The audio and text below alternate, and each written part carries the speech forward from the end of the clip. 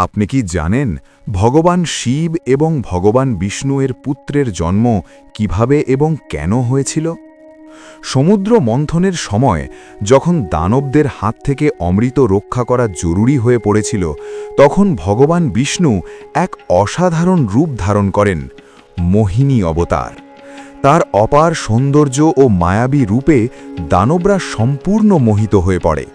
কিন্তু আশ্চর্যের বিষয় হল, বৈরাগ্যের প্রতীক স্বয়ং ভগবান শিবও সেই মোহিনী রূপের মায়ায় আবিষ্ট হয়ে পড়েন। তিনি মোহিনীর পেছনে ছুটতে থাকেন, যেন সেই মুহূর্তে যোগের অপর মায়ার জয় ঘটে। এই ঐশ্বরিক মিলন থেকেই জন্ম নেয় এক অতুলনীয় শক্তিধর সন্তান, হরিহর পুত্র। দক্ষিণ ভারতের নানা কাহিনীতে বলা হয়, সেই শিশুকে পাম্পা নদীর তীরে রেখে দেওয়া হয়। পরে সেই শিশুকে খুঁজে পান রাজা রাজশেখর। শিশুটির গলায় ছিল এক অলৌকিক মণি, তাই তার নাম রাখা হয় মণিকন্দন। এই জন্মের পিছনে ছিল এক মহৎ উদ্দেশ্য। এক ভয়ঙ্কর রাক্ষসী, যিনি ব্রহ্মার কাছ থেকে বর পেয়েছিলেন যে শুধুমাত্র শিব এবং বিষ্ণুর পুত্রই তাকে বধ করতে পারবে, তাকে বিনাশ করার জন্যই এই অবতার।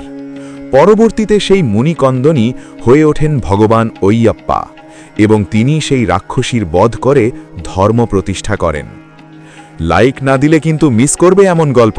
সাবস্ক্রাইব করে ফেলো আর কমেন্টে জানাও পরের গল্প কি চাই। আর কমেন্ট লিখে দাও, হর হর মহাদেব।